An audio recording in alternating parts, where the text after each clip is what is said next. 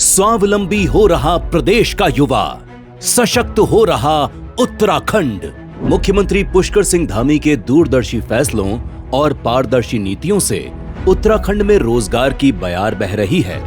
युवाओं की लाचारी और भ्रष्टाचार की मार पुरानी बात हो गई है। अब युवाओं की मेहनत को समय रहते सही परिणाम मिल रहा है। ऐतिहासिक नकल विरोधी कानून के लागू होने के बाद उत्तराखंड में प्रतियोगी परीक्षाओं में पारदर्शिता आई है। समयबद्ध ढंग से न सिर्फ विज्ञप्ति निकल रही हैं, बल्कि परीक्षा के बाद चयन भी हो रहा है। यही वजह है कि धामी सरकार के कार्यकाल में अब तक 25,000 से ज्यादा युवाओं को सरकारी सेवाओं में रोजगार देने का रिकॉर्ड बना है। पिछले 2-3 वर्ष उत्तराखंड में प्रतियोगी परीक्षा की तैयारी कर रहे छात्रों के लिए काफ़ी अच्छे रहे हैं।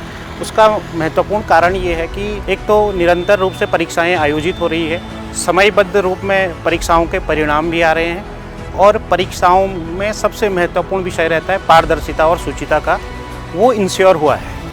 मुख्यमंत्री पुष्कर धामी ने महिलाओं के सामाजिक आर्थिक सशक्तिकरण की दिशा में साहसिक कदम उठाया।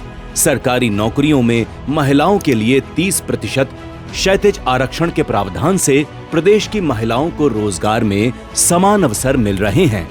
हमारी सरकार की कई सारी पहल में से एक जो क्रांतिकारी पहल रही है वो है 30% महिला आरक्षण बिल, जिसके माध्यम से न कि सिर्फ उत्तराखंड की महिलाओं को रोजगार में एक नए अवसर, बल्कि उनकी जो भागीदारी है उसको भी हमने बढ़ते हुए रूप में देखा है।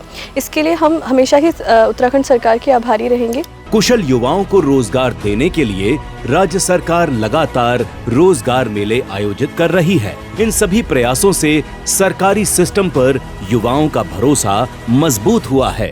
उम्मीदों को पंख लगा रही उत्तराखंड सरकार, युवाओं को मिल रहा रोजगार।